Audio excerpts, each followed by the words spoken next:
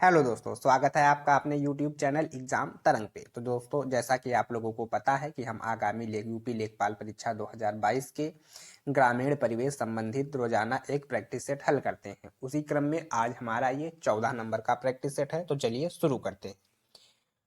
पहला प्रश्न है, समाज स्वयं एक संघ है, एक संगठन है, औपचारिक संबंधों का योग है जिसमें सहयोगी व्यक्ति परस्पर संबंधित हैं। समाज की यह परिभाषा किसने दी? तो दोस्तों, ये चार जो है नाम है, गिडिंग्स, मैकाइवर, गिम्सबर्ग, सिम्स। समाजशास्त्री हैं, तो इनमें से इनका उत्तर होगा गिडिंग्स। चलते हैं अगले प्रश्न पर। निम्न में से किस विद्वान ने प्रथा को मानव जीवन का प्रमुख न्यायाधीश कहा है? लॉक, शेक्सपियर, बेकन, वेजहॉट। तो ये होगा बेकन।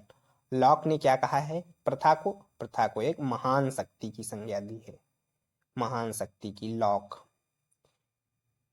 चलते हैं अगले प्रश्न पर। सामाजिक संस्था का क्या अर्थ होता है? अधिक लोगों का साथ रहना, कार्य करने का निश्चित ढंग, वृहद सामाजिक समूह, इनमें से कोई नहीं। तो सामाजिक संस्था का अर्थ होता है कार्य करने का एक निश्चित ढंग। क्वेश्चन नंबर 4, व्यक्तियों का एक ऐसा समूह जो एक विशेष उद्देश्य के लिए कार्यरत है, क्या कहा जाएगा? तो इसे हम कहेंगे समिति। और समुदाय क्या है? ये किसी नगर विशेष के में रहने वाले लोगों के लिए एक संबोधन है, उनको कहेंगे समुदाय। और संस्था क्या है? संस्था है सामाजिक नियमों का एक संग्रह, सामाजिक नियमों का एक संग्रह है, द रूल ऑफ सेट्स। सामाजिक नियमों का एक संग्रह है, तो वो हो जाएगी संस्था। क्वेश्चन नंबर 5 पे, निम्न में से कौन सा समुदाय का एक उचित उदाहरण नहीं है? एक परिवेश, एक गांव, एक नगर, एक संप्रदाय। तो इसका सही उत्तर होगा एक संप्रदाय। क्वेश्चन नंबर 6 पर, नागरिक अधिकार संरक्षण कानून कब लागू किया गया? तो नागरिक अधिकार संरक्षण कानून लागू किया गया 1976 को। 1969 बैंकों का राष्ट्रीयकरण। ये डेटें दोस्तों जैसे ही सन आए, ये डेटें आप लोगों के माइंड में एक बार घूम जानी चाहिए। 1959 में आप लोग क्या बताएंगे? तो पंचायती राज। 1986 में तो काफी चीजें हैं, लेकिन हम ग्रामीण परिवेश पढ़ रहे हैं, तो यहाँ पर एक लक्ष्मीमल सिंघवी समिति। आप लोग बताइए ये किससे संबंधित है? लक्ष्मीमल सिंघवी समिति। क्वेश्चन नंबर 7, जवाहर रोजगार योजना के क्रियान्वयन का दायित्व किसे सौंपा गया था?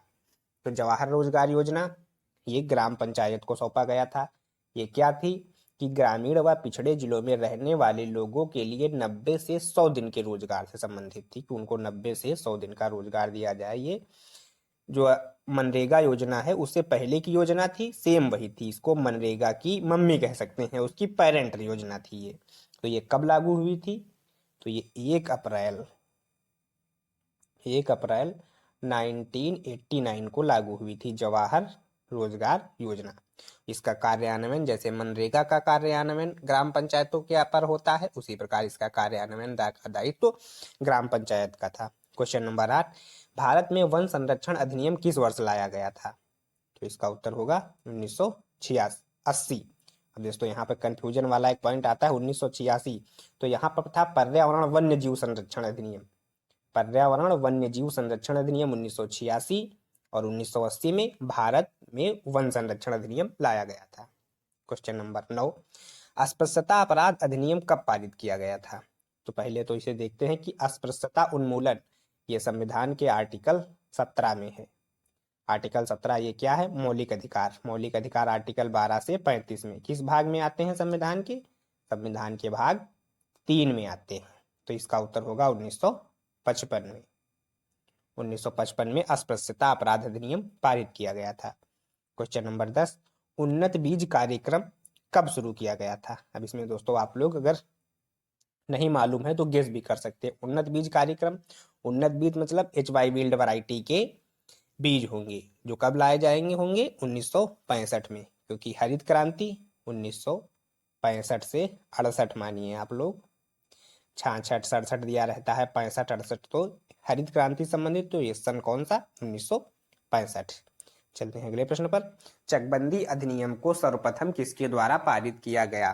तो चकबंदी अधिनियम सबसे पहले पारित किया गया बड़ौदा सरकार द्वारा। ये 1920 में इनकी रियासत में ये कानून पारित हुआ। और यूपी में कब पारित हुआ, पूर्ण रूप से लागू हुआ 1958 में। और कब कानून अधिनियम बना ये 1954 में। तो 3 डेट है, आप लोग याद रखिए, 1954, 1958, 1920।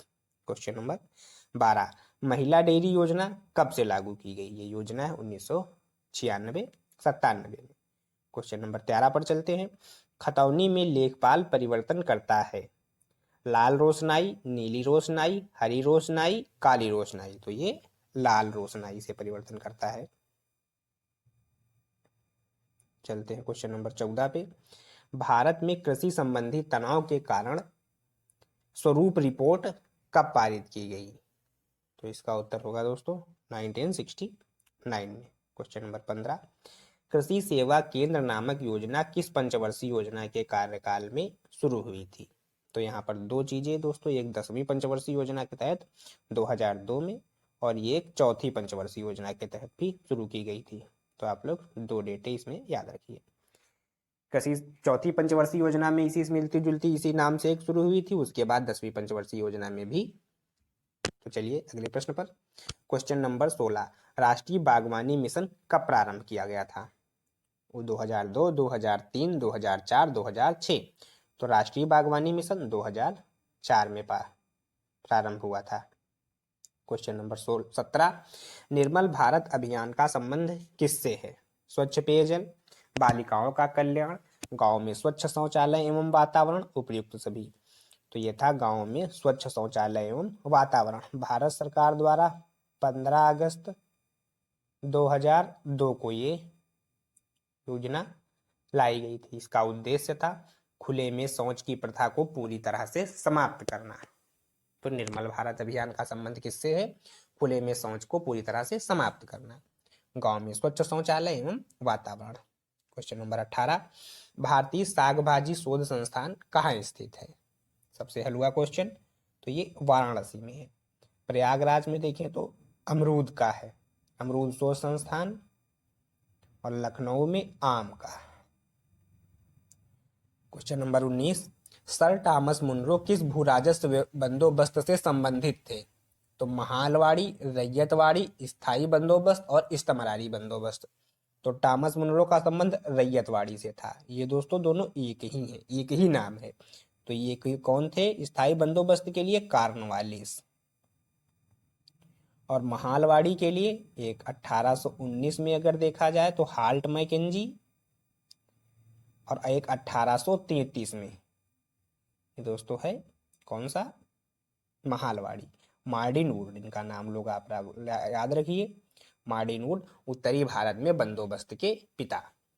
क्वेश्चन नंबर 20, दियारा खेती का प्रचलन किन क्षेत्रों में अधिक होता है। तो दियारा खेती, इसका एक नाम और है दोस्तों नदियारी खेती। दियारा खेती आए या नदियारी खेती आए, ये भोजपुरी का शब्द हो गया। तो ये होता है बाढ़ प्रभावित क्षेत्रों में। क्वेश्चन नंबर 21, केंद्र सरकार की महत्वाकांक्षी परियोजना ऊर्जा गंगा का संबंध किससे है। तो ऊर्जा गंगा का संबंध होगा गंगा नदी की सफाई, पेट्रोकेमिकल पाइपलाइन, नदी जल पाइपलाइन, गैस पाइपलाइन परियोजना। तो ये गैस पाइपलाइन परियोजना है। यह क्या था, देश के पूर्वी भागों में रहने वाले लोगों के लिए पीएनजी व सीएनजी, 2 प्रकार की पीएनजी व सीएनजी गैसों का उनको पहुंचाई जाए। तो इसका अगर देख ले हम लोग, इसकी शुरुआत कब हुई थी। तो ये हुई थी 2016 में वाराणसी से इसकी शुरुआत हुई थी। वेन्यू आप लोग याद रखिए, इसकी शुरुआत कहाँ से हुई, वाराणसी से। पीएनजी का मतलब piped natural gas, CNG compressed natural gas. चलते हैं क्वेश्चन नंबर 22 पे। 1 एकड़ में कितना कच्चा बीघा होता है। तो 1 एकड़ में होता है दोस्तों 5 कच्चा बीघा होता है। अच्छा, 1 पक्का बीघा में कितना कच्चा बीघा होता है। तो 1 पक्का बीघा बराबर 3 कच्चा बीघा। क्वेश्चन नंबर 21 पर 23 नंबर पर, national food for work programme कब से शुरू किया गया। तो ये इसका उत्तर होगा 14 नवंबर 2004 को। देश के 150 पिछड़े जिलों में ये कार्यक्रम लागू हुआ था। क्वेश्चन नंबर 24, यूपी मिशन शक्ति अभियान कब लॉन्च किया गया था? तो यूपी मिशन शक्ति अभियान 31 अगस्त 2021 को लॉन्च किया गया था। इसका उद्देश्य था कि यूपी की महिलाओं एवं बेटियों को सुरक्षित व स्वावलंबी बनाया जाए।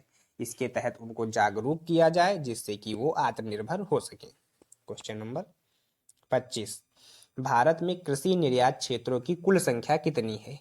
कृषि निर्यात क्षेत्र की संख्या हुई 46। इसका उद्देश्य क्या होता है कि कृषि उत्पादों को निर्यात के लिए प्रोत्साहित किया जाए।